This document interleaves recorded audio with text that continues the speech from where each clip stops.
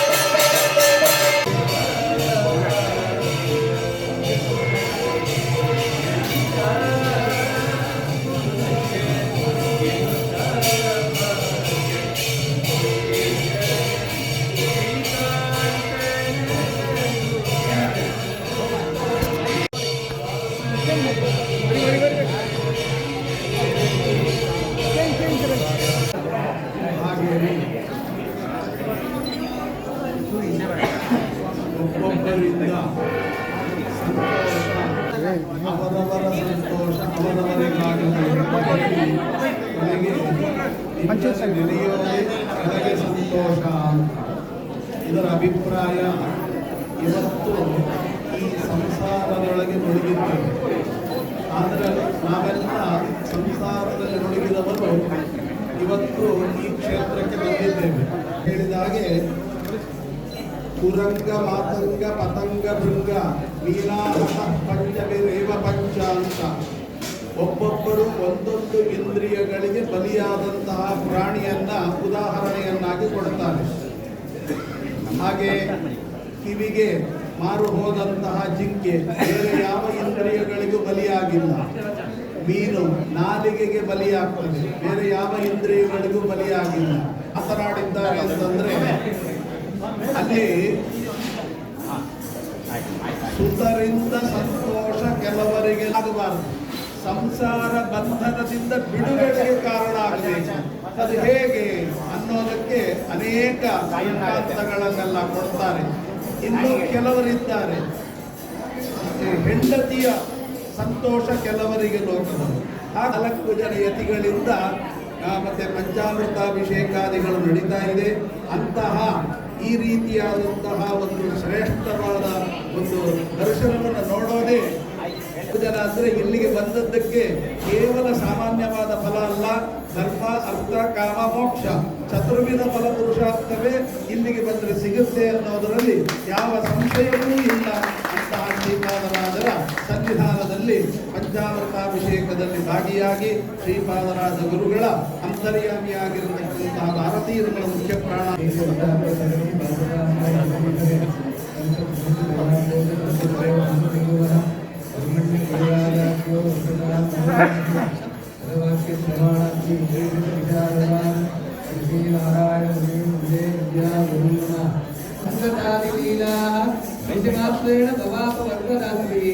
ನಮ್ಮ ಈ ಭವ ಸಂಕಟಗಳನ್ನೆಲ್ಲ ಪರಿಹಾರ ಮಾಡಿಕೊಂಡಿದ್ದಾರೆ. ಏನಿದೆ ಯಾತಕ್ಕೋಸ್ಕರ ಗುರುಗಳ ಸನ್ನಿಧಾನಕ್ಕೆ ಬರಬೇಕು ಅಂದರೆ ಅವರ ಸಾಧನ ನಾವು ಮಾಡ್ಕೊಳ್ಳೋಕ್ಕಾಗಲ್ಲ. ಶ್ರೀ ಚಂದ್ರಿಕಾಚಾರ್ಯರು 2 ಶ್ಲೋಕದಲ್ಲೂ ಹೇಳಿದ್ದಾರೆ. ಒಂದು ನ್ಯಾಯಾಮೃತ ಮಂಗಳಾಚರಣೆ, ಇನ್ನೊಂದು ಚಂದ್ರಿಕಾ ಮಂಗಳಾಚರಣೆಯಲ್ಲಿ ಪದವಾಕ್ಯ ಪ್ರಮಾಣಾರ್ಥಿ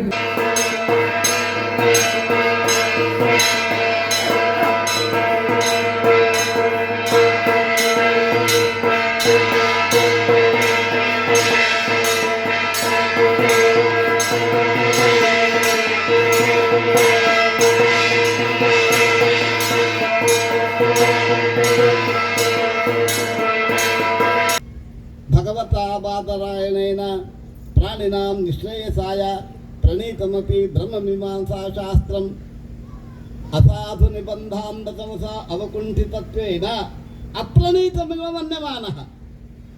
ಏನು ಪ್ರಯೋಜನ ಆಗಿದಪ್ಪ ಅದು? ನೀನು ಸರಿಯಾದ ಗುರುಸೂತ್ರ ಭಾಷ್ಯಂ ಅಭಿದಂಬಿತಂ ರಜೇ ಅಂತ ಮಧ್ವ ವಿಜಯದಲ್ಲಿ ಹೇಳ್ತಾರೆ. ಅದಕ್ಕೆ ಶ್ರೀಮದಾಚಾರ್ಯ ಬಂದು ಭಾಷ್ಯವನ್ನು ರಚನೆ ಮಾಡಿದರು. ಈ ಭಾಷ್ಯ ಹೆಂಗಿದೆ ಅಂದರೆ ಅದ್ಭುತ. 21 ಭಾಷ್ಯ ದೂಷಕಂ ಬ್ರಹ್ಮಸೂತ್ರಗಳ ಭಾಷ್ಯಂ ಅದ್ಭುತಂ ಭೂಯೋ ಬೋಧಸ್ತೋ ಭೂಯೋ ವ್ಯಾಚಕ್ಷೌ ಭಾಷ್ಯಂ ಅದ್ಭುತ. 2 ಕಡೆ ಬಂದಿದೆ, ಇನ್ನು ಎಷ್ಟು ಕಡೆ ಇದೆ. ಶಾಸ್ತ್ರವನ್ನು ಕುರಿತು ಅದ್ಭುತ ಶಬ್ದ 2 ಕಡೆ ಬಂದಿದೆ. ದಾಸ ಸಾಹಿತ್ಯಕ್ಕೆ ಶ್ರೀಪಾದರಾಜರು ಬಹಳ ದೊಡ್ಡ ಸ್ಥಾನವನ್ನು ಕೊಟ್ಟರು. ಏನಂಥ ಸ್ಥಾನ ಅಂದರೆ ಆ ಸಾಹಿತ್ಯಕ್ಕೆ ಮಡಿವಂತಿಕೆಯನ್ನು ಕೊಟ್ಟರು. ಪೂರ್ವದಲ್ಲಿ ಕನ್ನಡ ಪದಪದ್ಯಗಳಿಗೆ ಮೈಲಿಗೆ ಅಂತ ಶಿಷ್ಟರು ಅದನ್ನು ಮಡಿಯಿಂದ ಹೇಳ್ತಾ ಇದ್ದಿಲ್ಲ. ಇವಾಗ ನಾವು ಅಂದರೆ ಕೆಲವರು ಮಡಿಯಲ್ಲಿರುವಾಗ ಇಂಗ್ಲೀಷು ಹೇಗೆ ಮಾತಾಡೋದಿಲ್ವೋ ಬಹಳ ಕಷ್ಟ ಅಲ್ವ. ಇಂಗ್ಲೀಷ್ ಮಾತಾಡಿದಾಗೆ ಯಾರು ಕೂಡ ಮಾತಾಡಬೇಕು ಅಂದರೆ ಭಾಳ ಕಷ್ಟನೇ ಆಗಿದೆ ಇವಾಗ. ಆದರೆ ಮಡಿಯಿಂದ ನಾವು ಮಾತಾಡೋದಿಲ್ಲ. ಕಾರಣ ಏನು ಅಂದರೆ ಅದು ಮೈಲಿಗೆ ಭಾಷೆ ಅಂತ. ಆ ಕಾಲದಲ್ಲಿ ಶ್ರೀಪಾದರಾಜರ ಕಾಲದಲ್ಲಿ ಪ್ರಾಕೃತ ಭಾಷೆ ಕನ್ನಡ ಮೈಲಿಗೆ. ಅದಕ್ಕೆ ಮಡಿವಂತಿಕೆಯನ್ನು ಕೊಟ್ಟವರು ನಮ್ಮ ಶ್ರೀಪಾದರಾಜರು. ಶ್ರೀಪಾದರಾಜರ ಶಿಷ್ಯರಾದಂತಹ ವ್ಯಾಸತೀರ್ಥರು ಪೂರ್ತಿಯಾಗಿ ಮಡಿ ಹಿಡಿಸಿದರು. ಈ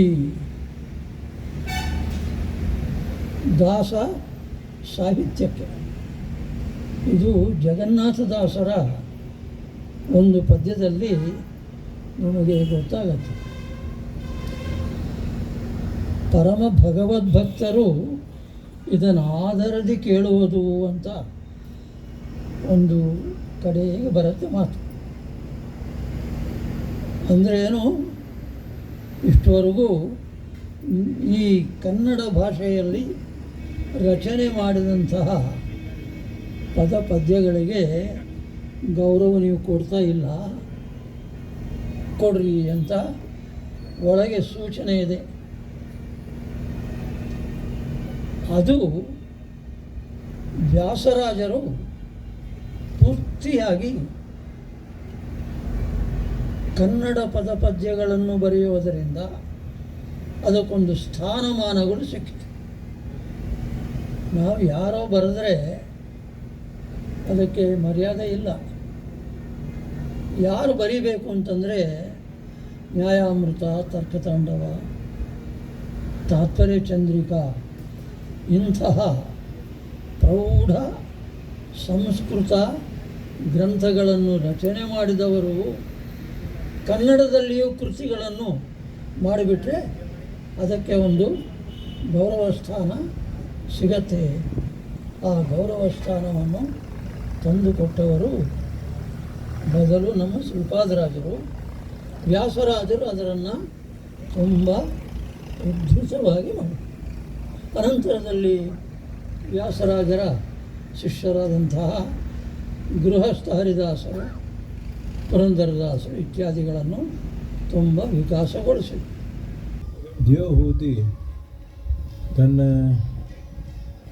ಪತಿ ತಪಸ್ಸಿಗೆ ಹೋದ ಮೇಲೆ ಮನೆಯಲ್ಲಿ ತಾಯಿ ಮಗ ಇಬ್ಬರೇ, ಕಪಿನವ ಭಗವಂತ ಮತ್ತು ದೇವಹೂತಿ ಕರೆದವರು ತಪಸ್ಸಿಗೆ ಹೋಗಿಬಿಟ್ಟಿದ್ರು. ಆಗ ದೇವಹೂತಿ ಬಂದು ಭಗವಂತನನ್ನು ಪ್ರಾರ್ಥನೆ ಮಾಡ್ತಾಳೆ. ಭಗವಂತ, ನಾನು ನಿರ್ವಿಣ್ಣ ಇತರಾಂ ಭೂಮ ಸಿದ್ಧರದಿಂದ ತರ್ಪಣ ಆತ. ಭಗವಂತ ಭೂಮನ್ ಅಂತ ಆಕೆ ಮಗ ಅಂತ ಕಣಗೆ ಮಗನೇ ಅಂತ ಕರೆಯಂಗಿಲ್ಲ. ಏ ಭೂಮನ್ ಭಗವಂತ, ನಾನು ನಿತರಾಂ ನಿರ್ವಿಣ್ಣ ಹಸುವಿಂದ್ರ ತರ್ಪಣ ಆತ. ಇಷ್ಟು ವರ್ಷ ನನ್ನ ಪತಿಯಾಗಿರ್ತಕ್ಕಂಥ ಕರ್ದಮರು ನನ್ನ ಮೇಲೆ ತುಷ್ಟರಾಗಿ ಏನು ಬೇಕು ಕೇಳು ಅಂತ ನಾನು ಕೇಳಿದ್ರು. ಅವ್ರ ಹಿಂದಿನ ಇತಿಹಾಸ ನಿಮ್ಗೆ ಗೊತ್ತದೆ. ಸ್ವಯಂಭೂಮ ಲಗ್ನ ಮಾಡಿಕೊಟ್ಟು ಹೋಗಿಬಿಟ್ಟ, ಅರಣ್ಯಕ್ಕೆ ಬಂದು ಕೊಟ್ಟು ಹೋಗಿಬಿಟ್ಟು ಲಗ್ನ ಮಾಡಿಕೊಟ್ಟು ಹೋಗಿಬಿಟ್ಟ. ಕರ್ದಮರ ಆಶ್ರಮ. ಈಗ ದೇವಹೂತಿ ರಾಜಕುಮಾರಿ, ಎಲ್ಲ ಮನೆ ಅರಮನೆಯೊಳಗೆಲ್ಲ ಏನು ಸೌಕರ್ಯ ಇತ್ತು ಸುಖಪಟ್ಟಂಥವಳು ಬಂದು ಲಗ್ನ ಮಾಡಿ ಬಿಟ್ಟು ಹೋಗಿಬಿಟ್ಟಿದ್ದಾನೆ. ಒಬ್ಬಳೆ ಗಂಡ ಹೆಂಡತಿ ಇಬ್ಬರು. ಕರ್ದಮರು ತಪಸ್ಸು ಬಿಟ್ಟು ಬೇರೆ ಕೆಲಸ ಇಲ್ಲ. ದೇವಹೂತಿನ ಏನು ಮಾಡ್ತೀನಿ, ಏನು ಬೇಕು ಅಂತ ಒಂದಿನ ಕೇಳಲಿಲ್ಲ. ಅವರ ದೇವರ ಪೂಜಾಕ್ಕೆ ಏನು ಬೇಕೋ ಎಲ್ಲ ವ್ಯವಸ್ಥೆ ಮಾಡಿಕೊಡ್ತಾ ಇದ್ಲು. ಚಂದನಿಗೇನು ಬೇಕೋ ಎಲ್ಲ ವ್ಯವಸ್ಥೆ ಮಾಡಿಕೊಡ್ತಾ, ತಪಸ್ಸಿಗೆ ಏನು ಬೇಕೋ ಎಲ್ಲ ವ್ಯವಸ್ಥೆ ಮಾಡಿಕೊಡ್ತಾ ಇದ್ರು. ಇವರು ಏನು ಬೇಕು ಕೇಳಲಿಲ್ಲ. ಆಕೆ ಇದು ಬೇಕು ಅಂತ ಕೇಳಿ ಆಕೆ ಕೇಳಿಲ್ಲ, ಇವರು ಕೇಳಿಲ್ಲ. ಎಷ್ಟೋ ವರ್ಷ ಆಗೋಗ್ಬಿಡುತ್ತೆ. ಎಷ್ಟೋ ವರ್ಷ ಈ ರೀತಿಯಾಗಿ ದೇವಹೂತಿ ಸೇವನೆ ಮಾಡಿದ ಮೇಲೆ ಒಂದಿನ ಕರ್ದಮರಿಗೆ ಅನಿಸ್ತು, ಈಗ ಸೇವೆ ಅದ್ಭುತವಾಗಿದೆ, ಅದಕ್ಕೆ ಏನು ಕೊಡಬೇಕು ಅಂತ ಅನಿಸ್ತು. ತುಷ್ಟೋ ಮಧ್ಯಪಥ ಮಾಲಿನಿ ಮಾನದಾಯ ಅಂತಾರೆ ಕದ್ದಮರಂತಾರೆ. ಇವರು ಗದ್ದಮರು ಹೇಳ್ತಾರೆ, ದೇವಹೂತಿ ಹೇಳ್ತಾರೆ. ದೇವಹೂತಿ ಸಾಮಾನ್ಯವಾಗಿ ಹೆಂಗಸರಿ ಚಟ ಏನಿರ್ತದೆ, ಅದು ಬೇಕು ಇದು ಬೇಕು ಅದು ಬೇಕು ಅದು ಬೇಕು, ಅವ್ರ ಮನೆಗಿದ್ದದೆ ನಮ್ಮ ಮನೆಗಿಲ್ಲ ಅಂತ ಕೇಳೋ ಒಂದು ಅಭ್ಯಾಸ ಇರ್ತದೆ ಯಾವಾಗಲೂ. ನೀನು ರಾಜಕುಮಾರಿ ಇಲ್ಲಿ ಬಂದಿದ್ದಿ, ಒಂದಿನ ಇಂಥದ್ದು ಬೇಕು ಅಂತ ಕೇಳಲಿಲ್ಲ. ನಾನಂತೂ ಏನು ಕೊಡ್ತೀನಿ ಅಂತ ನಾನು ಹೇಳಲಿಲ್ಲ. ಅದಕ್ಕೆ ತುಷ್ಟೋ ಮಧ್ಯಪಥ ಮಾನಿನಿ ಮಾನದಾಯ. ದೇವತಾ ನಿನ್ನ ತಪ್ಪಿಸಿ ತುಷ್ಟನಾಗಿದ್ದೆ ನಾನು ಮಾಡಿ ಸೇವೆಗೆ, ಅದಕ್ಕೆ ಏನು ಬೇಕು ಕೇಳು ಅಂತ ನನ್ನ ಪತಿ ನನ್ನ ಕೇಳಿದರು. ದೇವತೆ ಹೇಳೋ ಮಾತೀಗ ಭಗವಂತನ ಮುಂದೆ. ನಾನು ಆವಾಗ ಏನು ಕೇಳಿದೆ, ನನಗೆ ಬುದ್ಧಿ ಇರಲಿಲ್ಲ ಆವಾಗ. ಇಷ್ಟು ವರ್ಷ ಲಗ್ನ ಆಗಿ ಇಷ್ಟು ವರ್ಷ ಆಯಿತು, ಗಂಡನ ಸಂಗತಿ ಇನ್ನೂ ಸಂಘ ಆಗಿಲ್ಲ, ಅದಕ್ಕೆ ಅಂಗಸಂಘ ಬೇಕು ಅಂತ ಕೇಳಿಬಿಟ್ಟಿದ. ಕೊಟ್ಟರು ನನಗೆ ಅಂಗಸಂಘ ಕೊಟ್ಟರಷ್ಟೇ ಇಲ್ಲ, ಏನು ಸುಖ ಏನು ಯಾರಿಗೂ ಸಿಗದೆ ಸುಖ ಕೊಟ್ಟರು. 9 ಅಂತಸ್ತಿನ ವಿಮಾನ ನಿರ್ಮಾಣ ಮಾಡಿದರು. ಅದಕ್ಕೆ ಏವಿಯೇಷನ್ ಫ್ಯೂಯಲ್ ಇಲ್ಲ, ಪೈಲಟ್ ಇಲ್ಲ, ಏನಿಲ್ಲ. ಇಲ್ಲಿ ಹೋಗಬೇಕು ಅಷ್ಟೇ ಇಳಿಬೇಕು. ಹೀಗಾಗಿ ಎಲ್ಲ ಕಡೆ ಅನೇಕ ವರ್ಷ ವ್ಯವಹಾರ ಮಾಡಿಕೊಂಡು 9 ಮಂದಿ ಹೆಣ್ಣು ಮಕ್ಕಳು ಮತ್ತು ನೀನೊಬ್ಬ ಮಗ ಅವತಾರ ಮಾಡಿದ್ರು. ಶ್ರೀಪಾದರಾಜರ ಆರಾಧನಾ ಸಂದರ್ಭದಲ್ಲಿ ಈ ದಿನ ಪೂರ್ವಾರಾಧನಾ ಪ್ರಯುಕ್ತ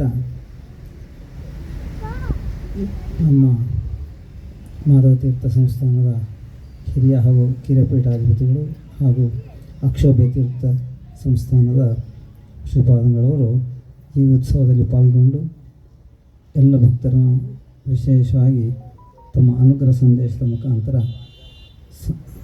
ಹರಿಸಿದ್ದಾರೆ. ಇಂತಹ ಸಂದರ್ಭ ಬಹಳ ಅಪರೂಪ. ಈ ಒಂದು ಪರ್ವಕಾಲದಲ್ಲಿ ನಾವೆಲ್ಲರೂ ಶ್ರೀಪಾದರಾಜರ ವಿಶೇಷ ಅನುಗ್ರಹ ಮತ್ತು ಅವರ ಸಾಧನೆಯನ್ನು ನಾವು ತಿಳ್ಕೊಳ್ಬೇಕಾದ ನಮ್ಮ ಕರ್ತವ್ಯ. ಅವರ ಸ್ವಾಮಿ ಹೇಳೋದು, ಇಲ್ಲಿ ಆರಾಧನೆಗೆ ಬರುವಾಗ ನಾವೊಂದು ಏನಾದರೂ ಕಲಿಬೇಕು, ಏನಾದರೂ ಒಂದು ನಮ್ಮಿಂದ ಒಂದು ಭಗವಂತನಿಗೆ ಸಮರ್ಪಣೆ ಮಾಡುವಂತಹ ಕೆಲಸ ಮಾಡಬೇಕು, ಅದು ಎಲ್ಲರಿಗೂ ಉಪಯೋಗ ಆಗುವಂಥದ್ದಾಗಬೇಕು ಅಂತ ಹೇಳುವಾಗ ಈ ಒಂದು ಆರಾಧನಾ ಮುಖ್ಯ ಉದ್ದೇಶ ನಮ್ಮ ಆಚಾರ್ಯರ ಸಿದ್ಧಾಂತದ ಪ್ರಚಾರ ಹಾಗೂ ಅದನ್ನು ಅನುಷ್ಠಾನ. ಇಂತಹ ಸುಸಂದರ್ಭದಲ್ಲಿ ಪ್ರತಿಯೊಬ್ಬರೂ ಎಲ್ಲ ಮಾಧ್ವ ಪೀಠಾಧಿಪತಿಗಳು ಇಂತಹ ವೇದಿಕೆಯಲ್ಲಿ ಸೇರಿ ಪ್ರತಿಯೊಬ್ಬರಿಗೂ ಇದರ ಪ್ರಯೋಜನವನ್ನು ದೊರಕುವಂತೆ ಮಾಡೋದು ಆದ್ಯ ಕರ್ತವ್ಯ. ಇದು ಕೇವಲ ಶ್ರೀಪಾದರಾಜರ ಆರಾಧನೆ ಅಂತಲ್ಲ, ಎಲ್ಲ ಗುರುಗಳ ಆರಾಧನೆಯಲ್ಲೂ ಕೂಡ ಇದನ್ನು ವಿಶೇಷವಾಗಿ ಮಾಡಿ ಆಚಾರ್ಯ ಅನುಗ್ರಹಕ್ಕೆ ನಾವೆಲ್ಲ ಪಾತ್ರರಾಗಬೇಕು. ಇಂತಹ ಆಚಾರ್ಯ ಅನುಗ್ರಹವನ್ನು ವಿಶೇಷವಾಗಿ ಸಂಪಾದಿಸಿದಂತಹ ಶ್ರೀಪಾದರಾಜರ ಆರಾಧನೆಯಲ್ಲಿ ವಿಶಿಷ್ಟವಾಗಿ ಆಚರಿಸುವುದು ಕೂಡ ನಮ್ಮ ಕರ್ತವ್ಯ. ಇಂತಹ ಶ್ರೀಪಾದರಾಜರ ಆರಾಧನೆಯಲ್ಲಿ ಏನು ವೈಶಿಷ್ಟ್ಯ ಅಂದರೆ, ವ್ಯಾಸರಾಜರಂತಹ ಮಹನೀಯರನ್ನು ನಮ್ಮ ಜಗತ್ತಿಗೆ ಮತ್ತು ಪ್ರಪಂಚಕ್ಕೆ ನೀಡಿದಂಥ ಮಹನೀಯರು ಶ್ರೀಪಾದರಾಜರು. ಅವರ ವಿದ್ಯೆ ಬಗ್ಗೆ ತಮಗೆಲ್ಲ ತಿಳಿದಿದೆ, ಎಲ್ಲರೂ ತಿಳಿಸಿದ್ದಾರೆ. ಅವರ ಪ್ರೌಢಿಮೆ, ಅವರ ಗ್ರಂಥಗಳ ಅಧ್ಯಯನ ಮತ್ತು ಅವರು ಹೆಚ್ಚಿನ ಗ್ರಂಥ ನಮಗೆ ಉಪಲಬ್ಧ ಇಲ್ಲದಿದ್ದರೂ ಕೂಡ ಕೇವಲ ವಾಗ್ವಜ್ರ ಅಂತ ಮಾತ್ರ ಹೇಳ್ತಾರೆ, ಅದು ಕೂಡ ಪೂರ್ತ ಉಪಲಬ್ಧ ಇಲ್ಲ ಅಂತ ಕೆಲವರು ವಾದ. ಹೀಗೆಲ್ಲ ಇದ್ದರೂ ಕೂಡ ಇವತ್ತು ಶ್ರೀಪಾದರಾಜರ ಬಗ್ಗೆ ಪ್ರತಿಯೊಬ್ಬರೂ ವಿಶೇಷವಾದ ಗೌರವವನ್ನು ಸೂಚಿಸೋದು ಯಾವ ದೃಷ್ಟಿಯಿಂದ ಅಂದರೆ, ಅವರ ಜ್ಞಾನದ ಮಟ್ಟ ಮತ್ತು ಅವರ ಪಾಠದ ಒಂದು ಕ್ರಮ ಇದೇನಿದೆ, ಇದು ತಲಸ್ಪರ್ಶವಾದ ಜ್ಞಾನ. ಇಂತಹ ಜ್ಞಾನದ ಮುಖಾಂತರ ವ್ಯಾಸರಾದಂಥ ಮಹನೀಯರನ್ನು ತಯಾರು ಮಾಡಿ ಅವರಿಂದ ಜಗತ್ತಿಗೆ ನ್ಯಾಯಾಮೃತ, ಚಂದ್ರಿಕಾ, ತರ್ಕತಾಂಡವ ಇಂತಹ ಗ್ರಂಥಗಳನ್ನು ನೀಡಿದಂತಹ ಮಹನೀಯರು. ಇಂತಹ ಪರಂಪರೆಯಲ್ಲಿ ಅವರು ಕೇವಲ ವ್ಯಾಸ ಸಾಹಿತ್ಯದ ಜೊತೆಗೆ ದಾಸ ಸಾಹಿತ್ಯವನ್ನು ಕೂಡ ವಿಶೇಷವಾಗಿ ಬೆಳೆಸಿದಂಥ ಮಹನೀಯರು. ಅವರಿಗೆ ಕನ್ನಡದ ಸಾಹಿತ್ಯದಲ್ಲಿ ಆದ್ಯ ಪ್ರವರ್ತಕರು ಅಂತಲೇ ಪ್ರಸಿದ್ಧಿ. ಇಂತಹ ಶ್ರೀಪಾದರಾಜ ಕೃತಿಗಳಂತೂ ವಿಶೇಷವಾಗಿ ಪ್ರತಿಯೊಬ್ಬರ ಮನಃಪರಿವರ್ತನೆ ಮಾಡುವಂತಹ ಒಂದು ದೃಷ್ಟಿಯಲ್ಲಿ ಇದೆ. ರಂಗವಿಠಲನ ಅಂಕಿತದಿಂದ ಅವರು ಕನ್ನಡ ಭಾಷೆಯಲ್ಲಿ ವಿಶೇಷವಾಗಿ ದಾಸ ಸಾಹಿತ್ಯವನ್ನು ಪ್ರಚಾರ ಮಾಡಿ ತಾವು ಮಾಡಿದ್ದಲ್ಲದೆ ತಮ್ಮ ಶಿಷ್ಯರಾದಂಥ ವ್ಯಾಸರಾಜರ ಮುಖಾಂತರ ತದನಂತರ ಎಲ್ಲ ದಾಸ ಪರಂಪರೆಯನ್ನು ಬೆಳೆಸಿದಂಥ ಮಹನೀಯರು. ಇಂಥವರ ಆರಾಧನೆಯಲ್ಲಿ ತಾವೆಲ್ಲರೂ ಬಂದು ವಿಶೇಷವಾಗಿ ಶ್ರೀಪಾದರಾಜರ ಆರಾಧನೆಯನ್ನು ಪಾಲ್ಗೊಂಡಿದ್ದು ನಾವು ಬಹಳ ಸಂತೋಷ ಆಗಿದೆ. ಹೀಗೆ ಪ್ರತಿ ವರ್ಷ ಪ್ರತಿಯೊಂದು ಕಾರ್ಯಕ್ರಮಗಳಲ್ಲಿ ತಾವೆಲ್ಲರೂ ಭಾಗವಹಿಸಿ ಶ್ರೀಪಾದರಾಜರ ವಿಶೇಷವಾದ ಅನುಗ್ರಹಕ್ಕೆ ಎಲ್ಲರೂ ಪಾತ್ರ ಆಗುವಂತೆ ಮಾಡಿಸಬೇಕು. ತಾವೆಲ್ಲರೂ ಈ ವಿಷಯದಲ್ಲಿ ಮತ್ತೆ ಮತ್ತೆ ಸೇರ್ತಾ ಈ ಒಂದು ಕಾರ್ಯಕ್ರಮಗಳನ್ನು ವಿಶೇಷವಾಗಿ ನಡೆಸಬೇಕು. ಸಮಾಜಕ್ಕೆ ಇದೊಂದು ಮಾರ್ಗದರ್ಶನವಾಗುವಂತಹ ಕಾರ್ಯಕ್ರಮ ಆಗಲಿ ಅಂತ ಹೇಳಿ ತಿಳಿಸ್ತಾ ನಾರಾಯಣ ಸ್ಮರಣೆ ಮಾಡ್ತಾರೆ.